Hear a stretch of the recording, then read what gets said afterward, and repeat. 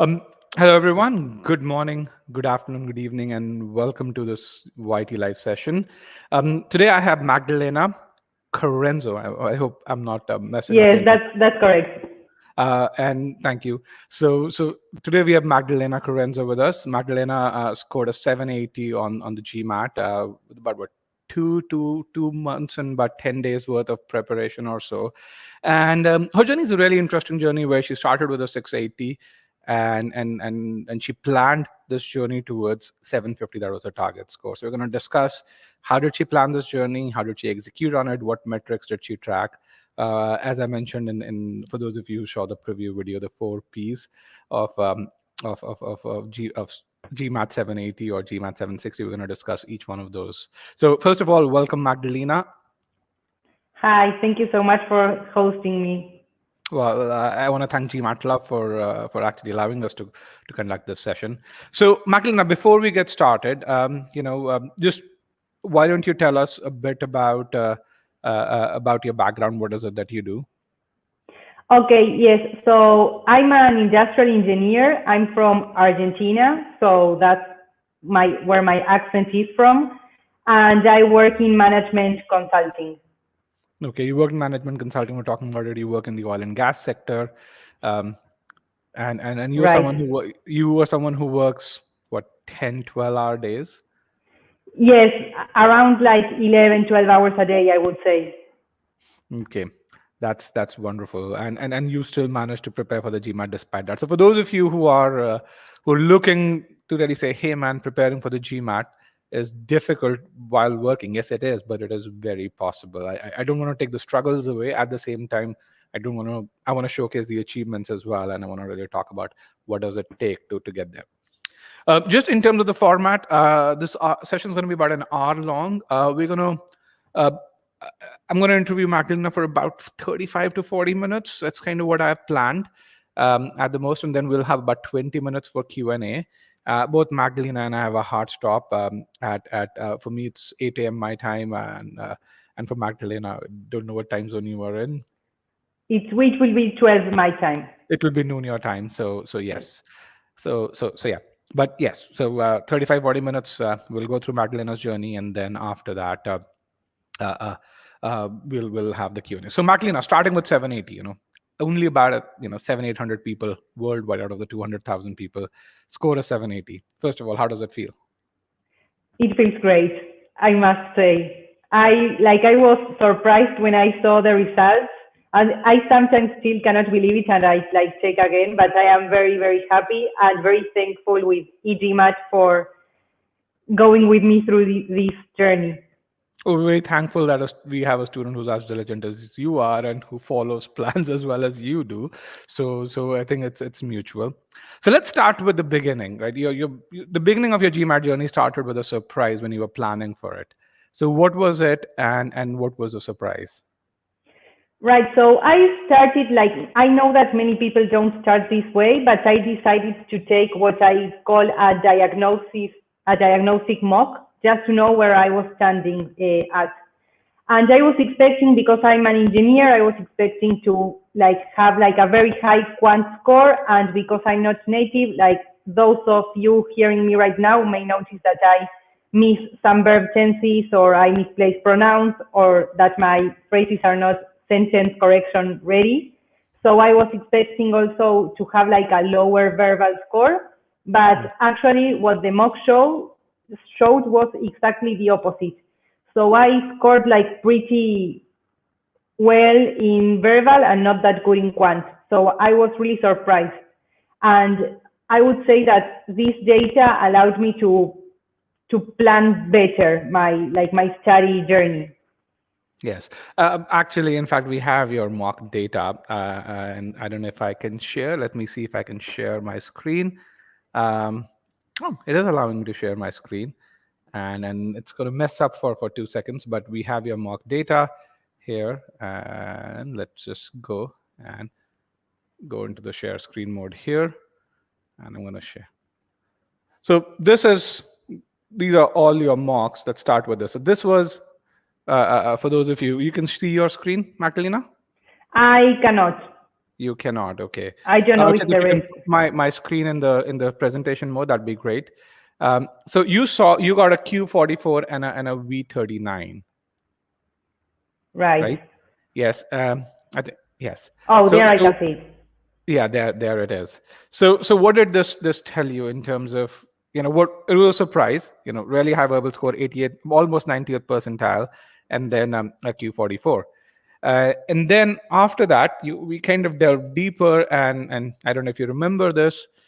In arithmetic, you were stronger, so it was about 65th percentile in arithmetic, and in algebra, geometry, you were not as strong. You needed more effort over there, and but on the verbal side, uh, you were pretty good. I mean, 81st percentile in SC, almost 90th percentile in C, and about 80th percentile in in RC as well. So what happened after that? So how did this data go into your planning? So what I did was to focus on my flaws. So I first started with algebra and geometry, that were where I what I was scoring the lowest. Mm-hmm. But the most important thing in my plan was to give a step back and say, okay, how much time do I have to do this? So I knew I wanted to apply to business school this year, and if I could in first round, so I back planned. So I said, okay, this is the deadline where I want to sit for the exam. Then what do I have to do from today to that day to get better? So with that plan, So can you planned quantify that? When was it that you took that first mock? Actually, I have the date. When was this deadline? So you took the first mock on 6th of April 2021, right? So when was your deadline to really say, this is when I'm going to take the test? So by the end of June or beginning of July, that was that, and I actually took the exam on June the 27th. June the 27th. Okay, all right. So you on 6th of April, when you went into taking this mock, you thought, okay, you have about these 3 months or so, you're gone in thinking you're going to spend what, 60-70% of the time on verbal and then 30-40 on quant. But now it kind of flipped, right? So if I were to ask you, how much time did you spend on quant versus verbal, if you were to summarize? I would say maybe 70-30. 70-30. So that's the power of data. Right away, you knew that you had to spend about 70% of your time on quant and essentially the other 30% on verbal. And this allowed you to go to, and this was pretty good. I mean, you went from a Q44 to a Q50, a V39 to an incredible V48. I mean, I don't know where you lost those 3 points, but me neither. but yes, we'll take that.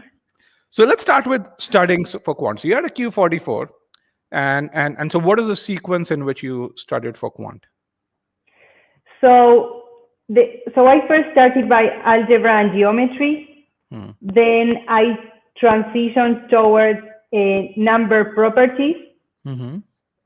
Then word problems, and then advanced topics. But with each of them, I also dedicated different time, right? So within the time that I dedicated to quant, it was much more time that I dedicated to algebra and geometry than, for example, word problems. I didn't focus that much on concepts. I only took questions. I went directly into questions. So let's go back to algebra and geometry. So you did the new quant course, the quant 2.0 course, and so how did that architecture? So first of all, why focus more on algebra and geometry, and then how is it that the architecture, the learning architecture in the new quant course help you kind of personalize your learning and optimize the time that you spend? So first, let me say that the course is a very powerful tool because it really allows you to personalize your learning. So the course is structured within the subtopics. You have the different the different themes. I don't know how to say it, or the different subtopics. We call them modules. The modules. Yes. There it is. And the tool allows you to first begin by taking a concept quiz, so you can identify your concept flaws, and it suggests which modules you can skip and what videos you can skip just to make sure that you are dedicating your limited amount of time or the time that you have in the correct portions. And the good part is that once you like make a module, you have like a short quiz that it also begins to give you like the GMAT skills. And something that is like very important, like to keep in mind, is that while you are watching the video, you sometimes get advice like there is no point in moving forward until you score like 100% in these questions. And like for those hearing me here, I would advise like do follow those suggestions. It's very important that you do. And then once you finish like a subtopic, you directly transition into cementing those learnings. And I think that part is key because you truly incorporate your learnings. And then when you begin taking new mocks, as you have incorporated those learnings, it's not that you have forgotten what you have studied in the first place. So I think that is very important. So just to, I think, summarize what you were saying, I want to just put this in a visual or so. So Archit, again, I'm going to share my screen, and if you can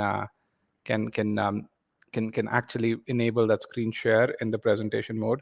So at e-GMAT, we have what we call as the 3 stages of learning, and essentially you see stage 1 is learn concepts and methods, second is master application, and the third is refine to perfection, and we pretty much for every subsection, you see the 5 subsections on the left hand, SC, CR, RC, arithmetic, and algebra. And in fact, within arithmetic, you have 3 courses in there. You have number properties, word problems, and advanced topics. And then algebra has 2, algebra and geometry in there. So you go through these 2. So one of the big things that a lot of people actually worry about is I study a course and then I go to the next course. So we move from sentence correction to critical reasoning. What if I forget sentence correction?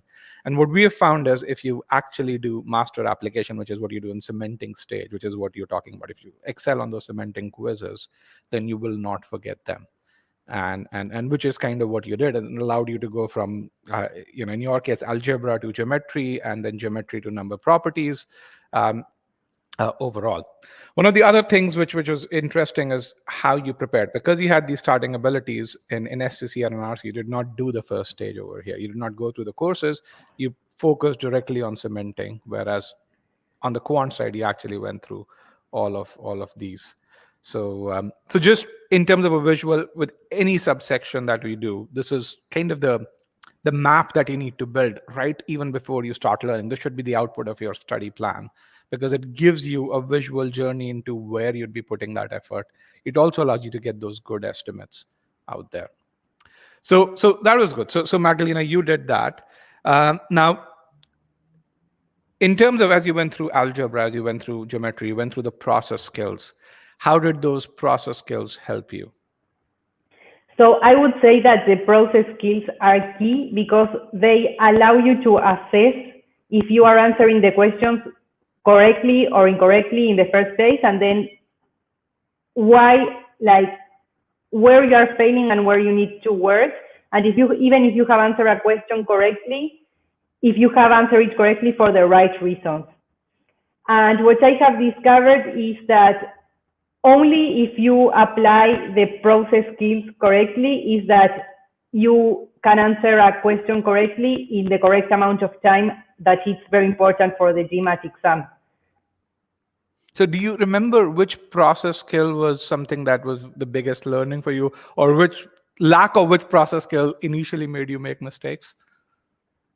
So I would say that I sometimes, surprisingly, I failed in the translate process skill, because I sometimes didn't read the question correctly, or I don't know if I was not paying attention or I was not paying attention to every detail. So when I translated, I sometimes missed a very important part that then, for example, when I have to consider all the options, because I have not read consider all cases, because I have not read the question correctly, is that I consider more cases that I should or less cases than I should. So I would say you then faltered on the constraints piece. Yes, exactly. Yes. More cases, or you did not expand your horizon enough if you missed some cases. Okay, that's good. So I think then let's talk about, I think the really natural question is revision.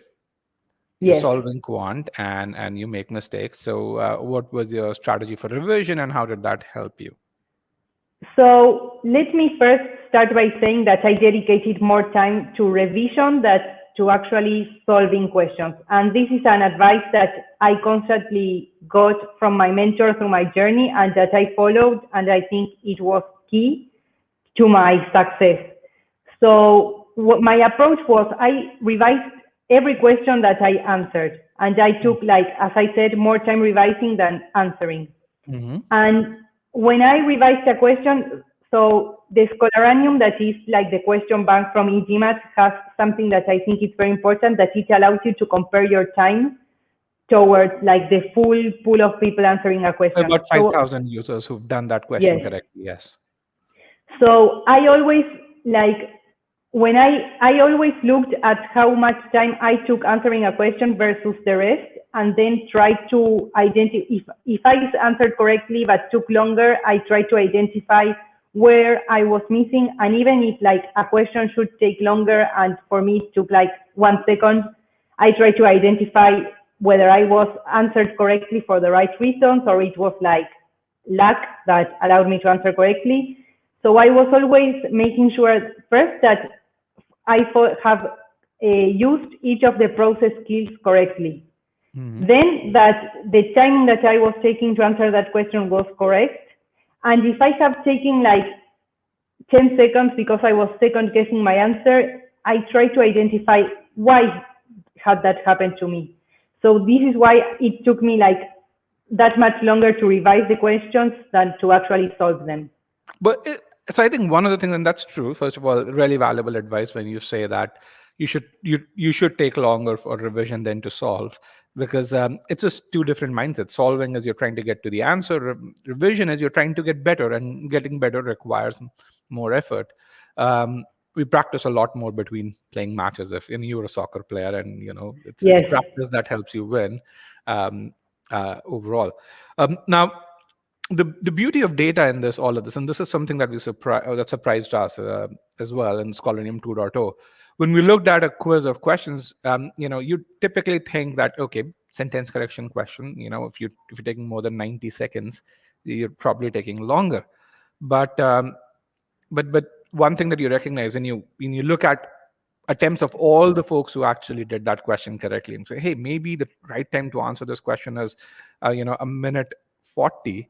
And if I took a minute 35 or a minute 50, I'm not as bad, because that's kind of the nature of this question. And by the way, here's another question that I answered in about 65 seconds, but the median time to answer this is 30 seconds. So I should focus on that question where I took 65 seconds to figure out why did I take longer, whereas 5,000 other people answered it in 30 seconds.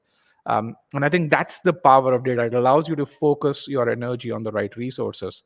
And the problem is, if you didn't have data, you would have focused your energy on that question where you took a minute 40, whereas there's no way you could have optimized the time over there. Exactly. So really, really important piece. So we talked about quant, and we're going to now talk about verbal, and then we're going to talk about your mocks and some of the shocks you had and how you dealt with those. We briefly talked about your approach on verbal. You were already really good with your starting abilities in verbal. So how did you focus on perfecting verbal? So in verbal, what I did is, as you showed before in the presentation, I did not go through the concept modules. I just went into the cementing part. So I perfect my ability through answering questions. But again, not that many questions. It was more about the revision. So something that my data showed, and this is why I think that it's very powerful, the tool that you offer, is that, for example, like if you take average or if you read articles in the internet, you will read that you should take less time answering sentence correction questions to leave more time for the critical reasoning. But my case was not the average case. So I took shorter time answering the critical reasoning that I did the sentence correction. So for example, I focused on shortening my time to answer in the hard sentence correction questions, and I learned where I was missing. For example, I always answered, so I had more problems with the noun clauses, I think it is. So I focus noun modifiers, yes. So I focus on those things. So I think that it's very powerful that you can like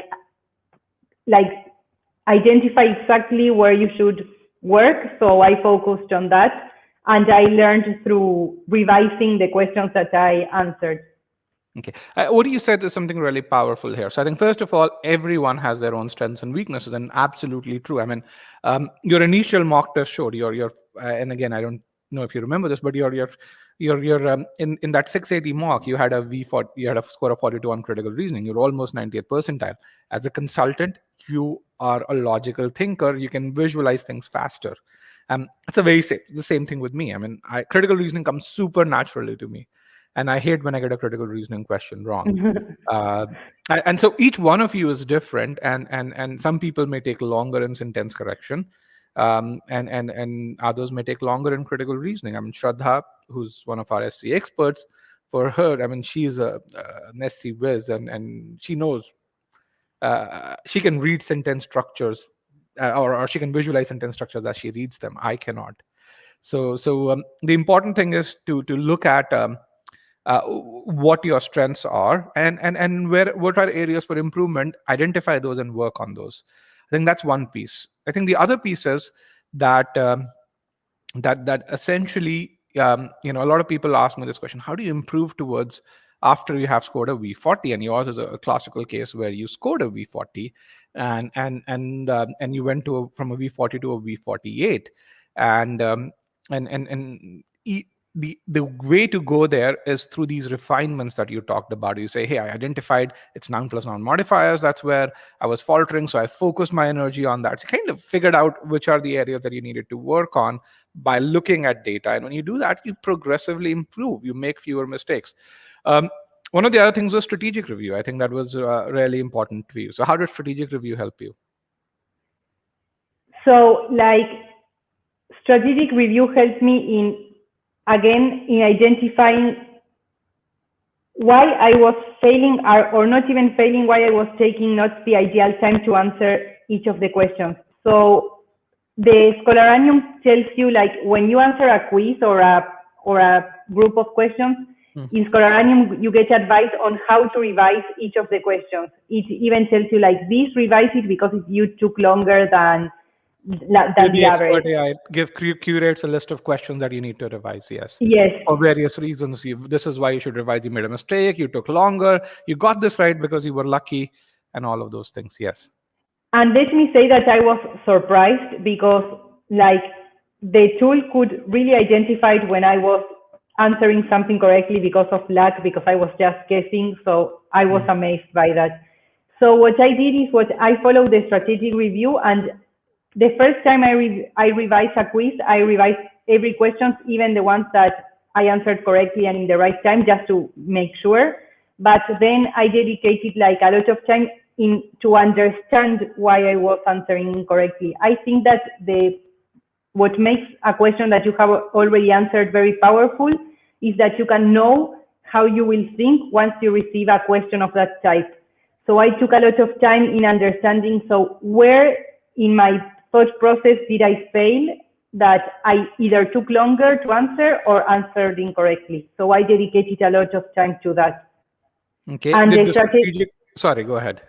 I was going to say that the strategic review, what it gave me was the ability to focus, to focus on my flaws and where I was failing, and to identify which of the modules were the ones that I typically got wrong or typically spent more time in the questions. So that was what it gave me.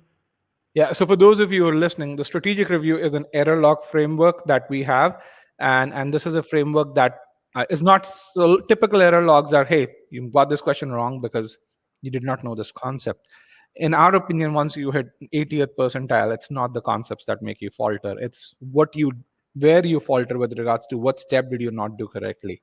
And identifying that step was a really powerful thing because then a step leads to when you identify a step, you kind of get to a certain behavior that leads to you making that mistake. Once you identify behaviors, they're very easy to correct. I think it's more about identifying those behaviors than anything else. Now I want to actually show something to folks, and Archit, if you can share my screen, I'm going to just share my screen because we're talking about a V48 student. I want to share. This is the Scholaranium dashboard and on the verbal side, and what you see over here is. Let me see if I can take my mouse. I've selected the hard accuracy. This is what we call a 3D chart. You have modules, you have recency on this, and then you have difficulty level over here. So last 20 questions, this is hard selected. And someone who gets a V48, even for that particular person, you still make mistakes, but you pretty much get 75 to 80% of those questions correct. That's kind of the threshold for this for getting to that upwards of 99 percentile on verbal. Again, you see this 55% threshold. That's kind of our cementing threshold. Once you hit greater than 55% accuracy, you can move from one subsection to another, and you will not you'll not falter. You'll not forget what you saw. Okay, so we are about 27 minutes in there. Another 10 minutes before we take questions. I can stop sharing, Archit. So let's talk about a failure on the mock. So 7 days before. Yes. It was how many days before the test you actually took this mock on which you scored a 680? Yes, I think it was around 7 days or 8 or 6, but around a week before. Yes. Around a week before, and this is just to set in context. You've been preparing for two months and what, 8-9 days or so. You've taken 3 mocks. Your metrics in Scholaranium were excellent. The other mock scores prior to this, you scored a 650 on a Sigma X, 750 on a Sigma X mock, and then you took this mock right a few days before the test, and you scored a 680. So tell me, what was your state of mind, number one, and then what did you do, and then what was the diagnosis with regards to why you scored a 680?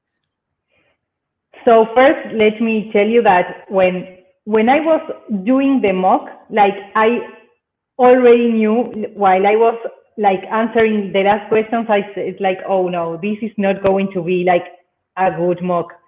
And when I saw the results, I went into full panic mode. I was okay, I am a week away from the real exam, and I have gone back to my starting point. And I went into full panic mode. The 680 was your starting point, yes. Yes, I know it's a very good score. It is a very good score, but it was and I was oh no, what should I do? Should I cancel my exam? I was already thinking okay, how many days until I can cancel my exam? So I was in panic. And what I did was I called Archit, who was my mentor through the journey.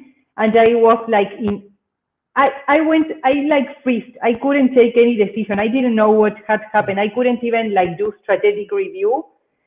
So yeah, you were expecting a 750 because that, or yes, 760, and you get a 680, and yes, you want to know what the hell just happened. Have I wasted all my time? Yes. So the first advice that Archit gave me was trust your preparation. You have all these metrics that show that you are ready to take the exam. This was something specific that happened. So I was grateful that I did have all the other metrics that gave me a light or something to trust. And second, with Archit, we later defined this a blessing in disguise, because it allowed me to take very important learnings out of it. So first, what I learned was that what happened is that I took, for example, 4 minutes to answer one quant question. And what I learned from that is that sometimes you have to let a question go. If your average threshold to answer one question, you cannot answer that question, okay, let that question go and answer the next one. And that will impact your score less than trying to solve every question. So it was very good that this happened a week before the exam and not in the real exam, because like in the real exam, something that helped me was to say, okay, this question I don't know. I will make my best guess and move on. And like also what happened in the exam was that I passed in this mock that I did not do well. If I let one question go, I was answering the new question, but still thinking about the last one. The last one, I didn't get it. Yes. Yes, like, oh, maybe I have done this. So that was, again, not good.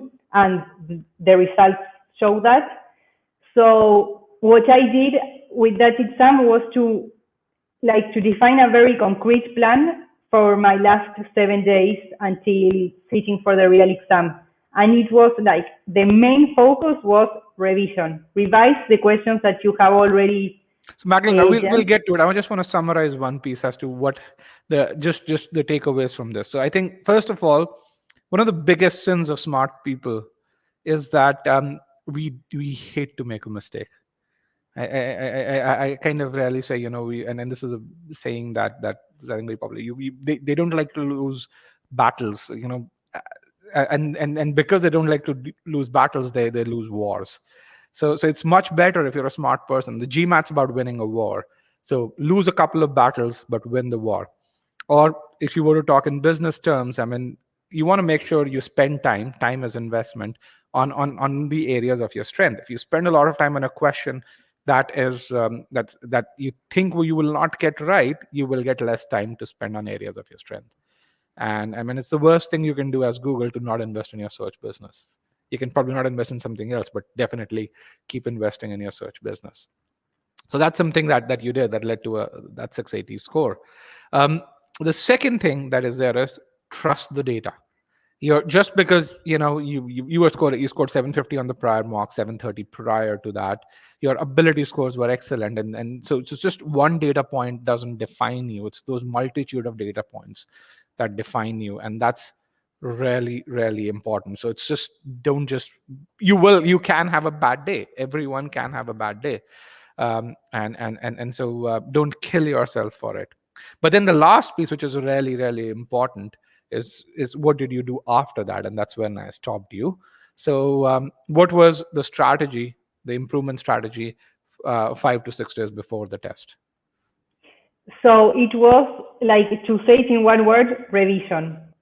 So I revised the questions that I have already answered, and a good thing that you can do with Scholaranium is that because it was better for me, you can revise by, for example, retaking the questions that you answer incorrectly.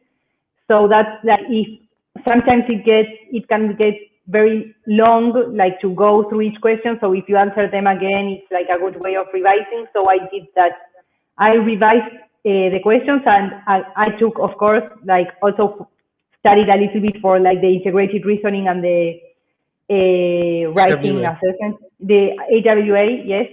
I also like took the part of the last days for those sections, but mainly it was revising quant and verbal. Okay. And I think this is, again, for many people, will be very counterintuitive. One of the things that when you see a failure right before the test, there's a very natural tendency to do something new. And again, if you have the data to back it up, don't do anything new. I mean, first of all, 6 days, 7 days before the test, you can't do a whole lot new. It's very difficult. You can probably do one thing new and probably can have an impact of 10 to 12 points. But again, 6 to 7 days before the test, you want to make sure that you replicate your best performance that you've had so far. And if you can do that, that's a victory. So revising your mistakes is going to help you gain a lot more. Strategizing how you're going to approach the test is going to help you a lot more than learning something new or anything. Let me just fix one more mistake. Don't do that.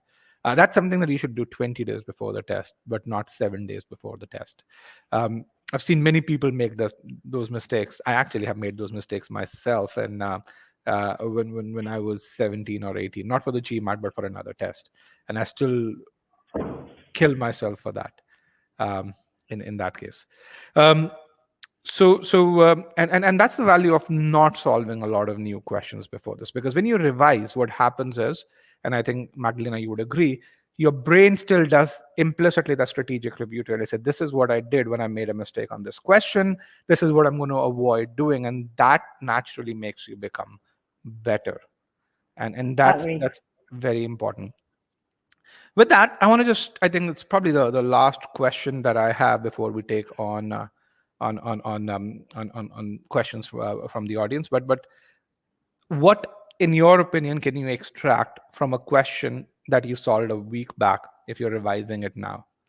What all would you, what juice can you extract from a question by revising it?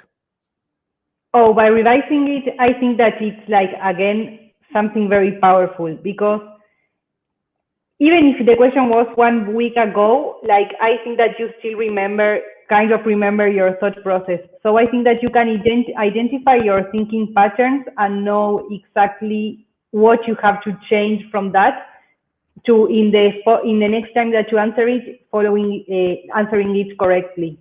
So following the correct path and doing it in the correct timing. So I would also say that once, like, if you have answered this question a week ago, now you can say, okay, have I understood correctly? What should I do? How would I answer it now that I have learned from it? Is this the correct question and in the correct timing? So I think that is what you can learn from an I old think you question. also have this piece where you say, I answered this question a week ago.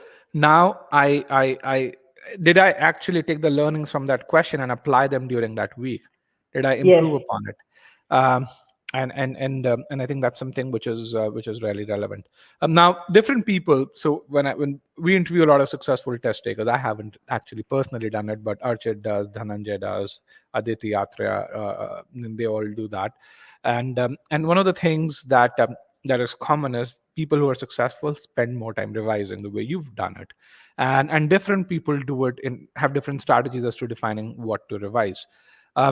One of the things that you can do in Scholarly, and I don't think you are aware of it, is you can, as you solve questions, you can bookmark them, and then as you go to your bookmarks pane, and this is a best practice that I advise people every Sunday, do that. Sunday 2 p.m. keep a time slot. You can really say, show me all the questions that I bookmarked in the last 7 days, and do that revision. And so that way it becomes a habit. You don't have to think about it. It's Sunday 2 p.m. you're going, and or 7 a.m. in the morning, whatever time works for you, when you think that you're not in a state to learn new content, but you would rather want to spend some time revising, then that's you don't have to think about what to revise, because all you have to do is last 7 days. If you did the bookmarking correctly, you'd be able to do that. So that's it. Now, one last question that I didn't talk about. You're a consultant, you spend long days. So how did you extract time? What are some of the traits that you think are the best practices that you followed that helped you get to the 780 score in about 2.5 months or so? So I think that the first step is to be honest with yourself and, like, really know how many hours a day or during the weekends you have to dedicate to studying the GMAT.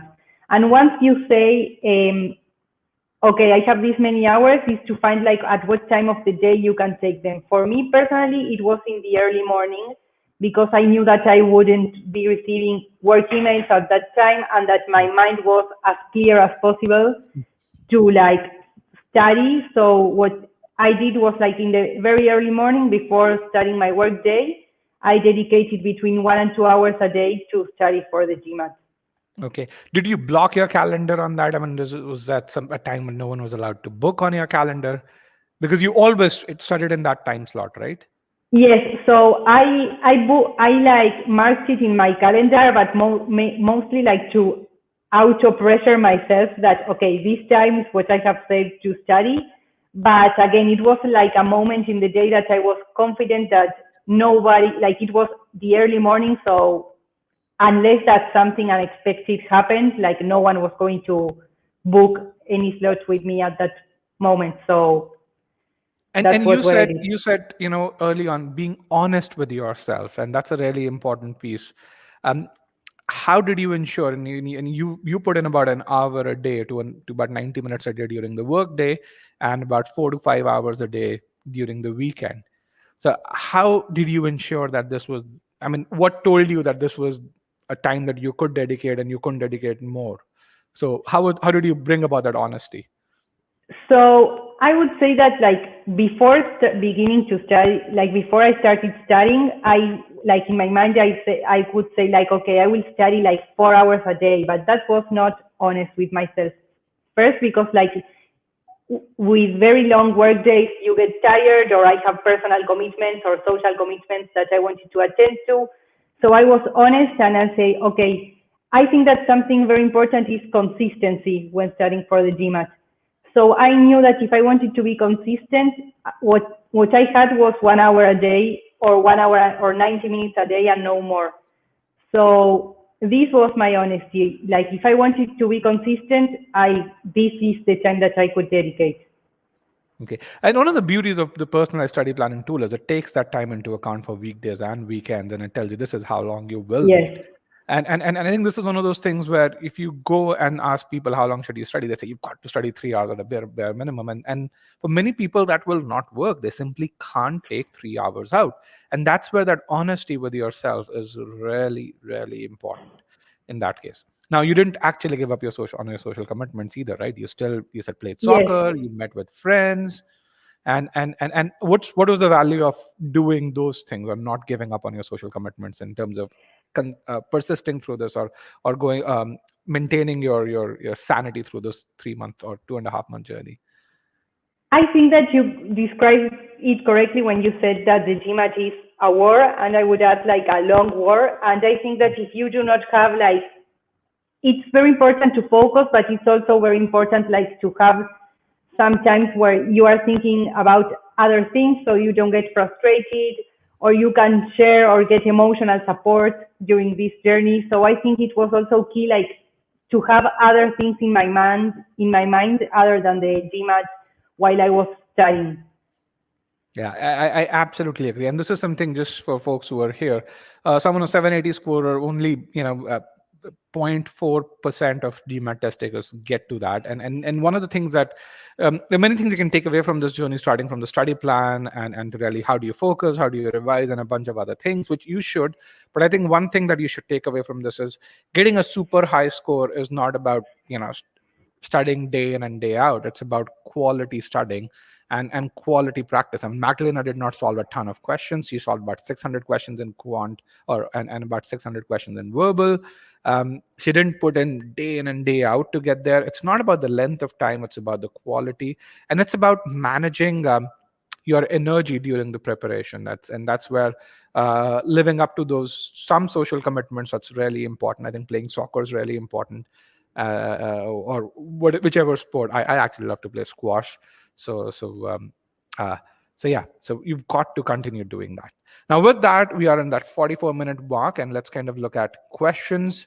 I saw one really good question over here, and let's kind of look at taken Akshat's question. His question is, and Archit, if you click on it, you can actually showcase the question over here. Was revising correct questions any different from revising incorrect questions? Yeah, Magdalena, why don't you take that question first, and then I'm going to add my thoughts to it. So there's what I would say, two types of correct questions. The correct questions that you answered correct for the correct reasons, and the correct questions that you answered correctly for the incorrect reasons. So for the correct reasons, maybe it was faster to solve. It was just assuring yourself that you know that concept and that process correctly.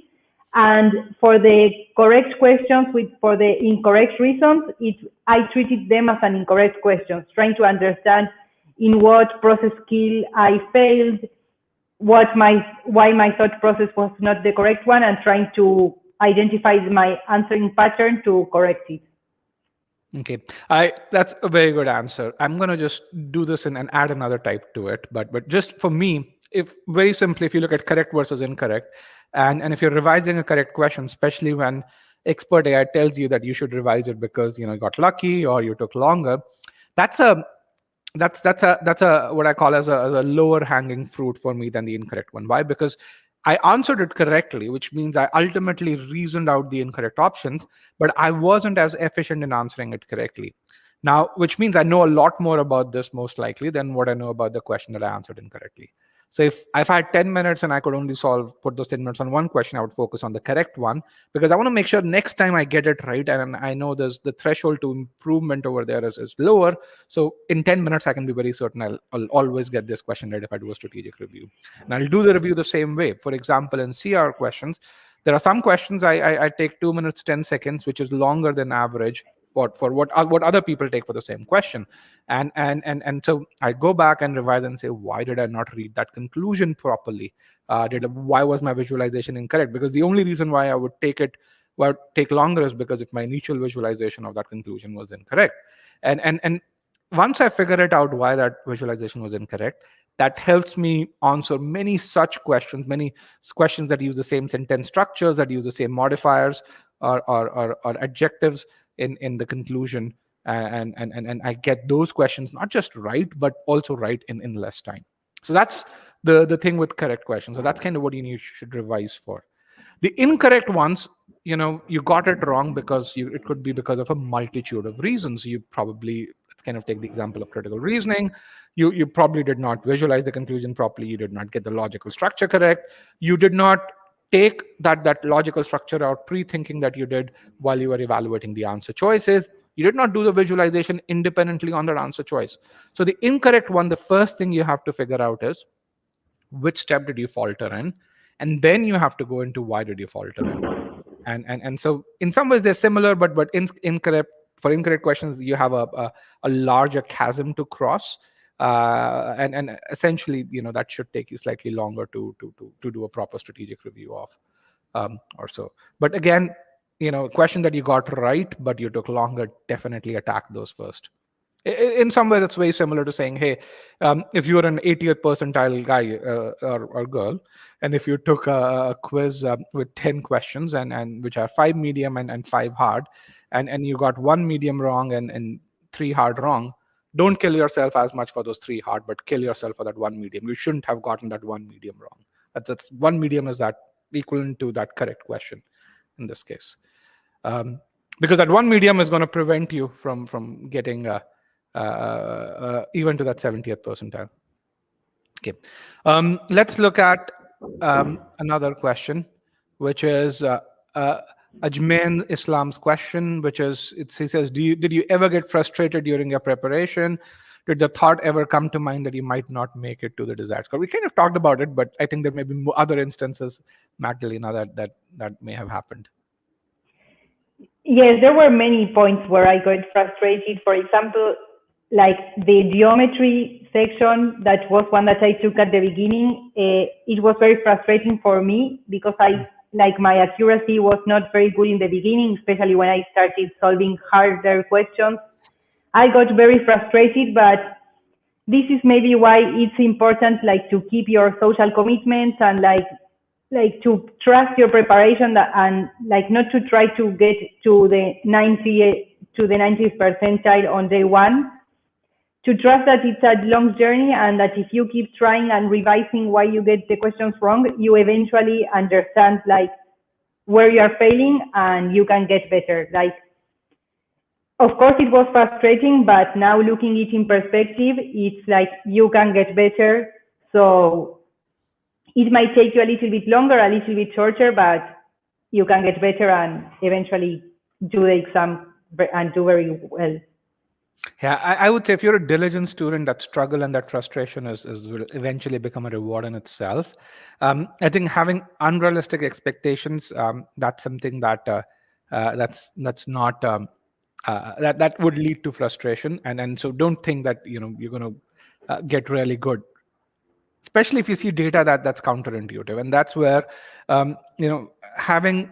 speaking to experts or really writing to experts who've done this and have seen this helps, where we actually have these strategy experts, or we build these study planner tools which tell you this is how long we think you're going to need if you're a diligent student to improve. So, and if we say you're going to need that, maybe you're within that plus minus 20% mark, but it's going to be very rare if you're in that plus minus 70% mark if you're diligent or so. So that's something that's there. So in terms of, then let's take Gautam Reddy's question, where he's saying, being a non-native speaker, what is the strategy for verbal preparation to score a V48, what would you suggest for people who are not good at verbal? I think you were not someone who's not good at verbal, but let's kind of hear your answer first, and then I'm going to really talk about this. So here I would say, like, although I have not gone through every concept file, I have looked at them, and I will say that two separate things. First, like, you can do the course preparation, and second, try to, for example, I would say, I don't know what you think, but maybe like to read articles or to read things in English so that you get familiar with sentence structure, or like try to think when you like if you read something on the internet that is in English, try to see like how when they replace a noun with a pronoun, what that pronoun is. What's the difference between your native language and English regarding like the way they structure a phrase? And I would say mainly that. So, okay, I think the advice is very fair, because coming from where you are, that would work for someone like you. Because, for example, if you were to go to New York Times or The Economist, you'd be able to discern those things fairly easily, because given your background, and that would work really well for you. I think if you're someone who's starting from basics, then you've got to learn the things that Magdalena talked about. You've got to understand sentence structures. You've got to know the basics of grammar, and which is where I would recommend that you go through the Master Comprehension course, where we teach sentence structures. We actually start with 2-word sentences. He runs. And then we translate that or expand that 2-word sentence into an 80-word sentence, and really say what's the role of various fragments of a sentence, and what job do they play. And I think the first thing you've got to do is focus on learning. So if you're someone who's, let's say, starting at a V19, which is like a 15th percentile on verbal, then the first thing you've got to really say is tell yourself, hey, I have a long journey, and don't expect to really just take the test in a month, or don't expect to excel in sentence correction in about 25 hours. You'd need about 60 hours to excel there. But even when you're talking about those 60 hours, the first piece you've got to focus on is learning how to do sentence structures. And one of the biggest failure modes that I've seen people do is they say, okay, I'm learning sentence correction and I'm going through the Master Comprehension course, but the exercises here don't look like the exercises that I'm going to get on the actual GMAT. So why am I not solving GMAT-like questions? And they rush through the process, and which is where they falter. So the first advice that I'd say is focus on building basics, go through the Master Comprehension course, and then go through the grammar basics course over there. And not worry about, hey, how many SC questions can I solve, but worry about what have I learned. Am I reading better as I read New York Times or The Economist? I would not recommend reading any other journal other than the New York Times or The Economist, or maybe Wall Street Journal to a certain degree. Now, if like Magdalena, you like reading Harvard Business Review, I know Magdalena, you like reading Harvard Business Review, you could read that as well. But those are the 4 sources. I would not recommend reading other sources, just because their sentence structures at those other sources, they're not as precise as they are in New York Times or so. Okay. So that's something I would say. Now, another question Jeffrey has, is it beneficial doing a lot of mock tests if I'm not getting a good score in any of them? So my answer, but correct me if I'm wrong, I would say no. I would say like you can take a first mock to know where you are starting at, and then like take time to learn and get better before solving any other mock, because otherwise you will get very frustrated, in my opinion, or not learn that much. If you take time to actually get better, you are not wasting your time. You are learning, and you'll see that when you take the next mock, you'll do much better. I absolutely agree, and I think one of the things, Archit, if you can share the study plan video, which I talked about, they say how can you build a study plan in about 5 minutes or so. If you have taken a Sigma X mock, I think that'd be very useful here. But you're right on money. I think the question that you have to ask is, what's the role that mock test is playing? And a lot of people think, and especially people who've gone through traditional tests, they think that, hey, I'm going to improve by taking mocks. No, that doesn't happen. It's the same way when you're playing a sport. You don't improve by playing games. You improve in the practice sessions, and or you improve when you in Magdalena's case, when you practice certain kicks, when you actually practice coordination between the center forwards and the forwards, or so, and that's kind of where you need to focus your energy on. And that's where metrics are really important, and you need to trust the metrics. If, for example, within the e-GMAT platform, if you're doing well in cementing quizzes, we know we can estimate your ability. And trust me, if you do well in cementing, you take a mock, you mess up, we will tell you you have the ability. That mock is an anomaly, because those are metrics. It's like when you're making a cup of tea, you've got to put the tea leaves, you've got to put water, you've got to put sugar, and sometimes you don't stir that sugar well enough, and which is kind of not doing well on the mock. But if you put enough sugar, the sugar is still there. It's all about stirring, and the cementing quizzes is equivalent to that sugar being there. And so don't take a ton of mocks. For us, 5 to 6 mocks are plenty. But other than that, you've got to take, so for example, in SC, we recommend you take about 6 cementing quizzes. That's in the cementing phase, and then you take test readiness quizzes. And prior to that, you go through about 400 to 500 questions in the learning phase, which Magdalena, you did not go through because you had the ability. So trust those metrics rather than just the mock ones. Okay. Did you use any other resource? Alan's question. And I don't know the answer to that. So I'm actually curious to know. Did you complement your study process with any other resource besides the e-GMAT? So not for the quant and verbal. So working in management consulting, I had, like many of my colleagues, had different resources. So I got a lot of advice, but it was like e-GMAT, the one that rang the bell for me. Like I thought it was the best. I did use other resources for integrated reasoning and the writing assessment. I used some articles that are suggested in the GMAT Club. The Chinese template, okay. Yes.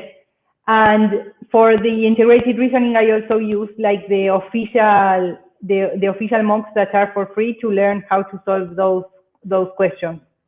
Okay. I'm curious, because you're a really good critical reasoner, how long did it take for you to prepare for AWA once you had the template in hand? With the template in hand, I would say, like I took the two free mocks that allow you to the official get questions. Mocks. Yes, and I also saw, like, also on GMAT Club, some question banks, like typical topics but it was like I did not took very long to study. I would say like 6 hours, 5-6 hours. Okay. And Magdalena, I know you need to leave in a minute, right? I know you have a hard stop. You have to check out of the hotel. Let's kind of take this one last question for Rucha. How do you get your mind off from the questions that you previously answered? As you go from one question to another, how do you take your mind off from it?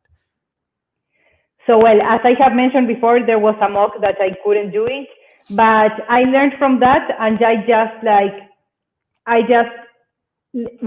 so two different things. When I was doing a mock, I just say, okay, like every time I press send, it's like that question is finished and I'm focusing on my new one. And while I was on my learning phase or doing the quizzes, the way that I let one question go was revising it until I understood it. That's a great response. So what you do during the learning phase and what you do during the actual practice phase, that's very different. During the learning phase, you don't want to let questions go. You want to make sure that you get your best attempt. During the practice phase, you want to make sure you get the best score, and those are very different strategies. Magdalena, it's 8 o'clock. I can stay for a few more minutes, but I want to make sure if you need to go, I can actually take the rest of the questions, or if you have time. I can do like 10 more minutes. I can do. Okay, perfect. So that's good. We've talked about mock tests. We've talked about, let's take Nazim's question. That's a really good question. He says, I've just started my GMAT preparation. I'm really confused about the question adaptive nature of the GMAT, especially to score 750 plus. For verbal, I'm a voracious reader, whatever, but I've just started reading. Is that okay? So I think the crux of this question is the adaptive nature of the GMAT. Does that impact how you prepare for the test? So when I was learning, at least, I didn't get adaptative quizzes. I selected, for example, I want to do this quiz with half medium questions and half hard questions. But the Six Sigma mocks do have an adaptative nature, but it didn't impact my preparation. It impacted my my mock practice. Let's put it in that way. Yeah, I think one of the things you've got to understand is the purpose of the adaptive nature of the GMAT. The goal, so GMAT overall is a test that estimates your abilities, and your end GMAT score is essentially a combination of abilities in quant and verbal, and within verbal, of course, you have three. Within quant, you have these two abilities. Now, the adaptive nature allows the GMAC to efficiently estimate those abilities. And a lot of people will just say, hey man, the adaptive algorithm that the GMAT uses is excellent. It actually is something that's secret or something. It's actually not a very difficult algorithm. It's an estimation algorithm, and the world has a ton of really good estimation algorithms. Now, should you worry about the adaptive nature? Absolutely not. Why? Because in the end, all it's trying to do is estimate your ability. So if you have a really high ability to answer medium questions, if you can answer 65% of hard questions, any estimation algorithm would actually, any good estimation algorithm would get you a high ability score. In fact, if you want to really know how do estimation algorithms work, as a former algorithm designer, I'd be happy to record a video. Archit and everyone gets trained on these things, on various estimation algorithms. And for those of you who are algorithm designers, least squares and maximum likelihood estimation algorithms. The GMAT's kind of an adaptation of the maximum likelihood one. So don't worry about the adaptive nature. Just focus on building your ability, because it's going to show up on the actual test. All right. Is it possible to improve by 100 points in 10 days? Bhavika says. Bhavika Banwari, I'm an average student. What would you say? I would say that's very ambitious. I agree. I think so I think that's one of the things where you have to ask the right question. So is it possible? If you were to really ask me, it's an absolute question. I'd say yes, it's possible. Is it likely? No, it's not. 95, 97 out of 100 people don't do that. But if you study full time, if you're super focused, if you're one of those few people who can keep your energy levels up for 10 days studying for the GMAT, very few people can do that, by the way, then yes. But realistically, if you need 100 point improvement, I would give myself at least a month. And that's where, again, the study plan really helps. And one of the other things that's there is, even when you build a study plan, one of the things that Magdalena said was, be honest with yourself. And one translation of being honest with yourself is, if you think you can spend 4 hours a day and 3 days down you can figure out, I've not been able to spend 4 hours on any of these days, change that. Don't just keep on telling yourself, oh, tomorrow I'm going to spend 4 hours. No, change that assumption. And that's really, really important. So yeah, that's there. I think we've pretty much gone through every question. There was a question about I think every question that was there, we've gone through this. So Magdalena, I want to thank you for joining me today. It was a pleasure hosting you. I also want to thank GMAT Club for allowing us to do this webinar, and I want to thank all of you who've been here for your wonderful questions and for spending time with us. Thank you, everyone. Thank you, and as I said, have a good day and happy learning.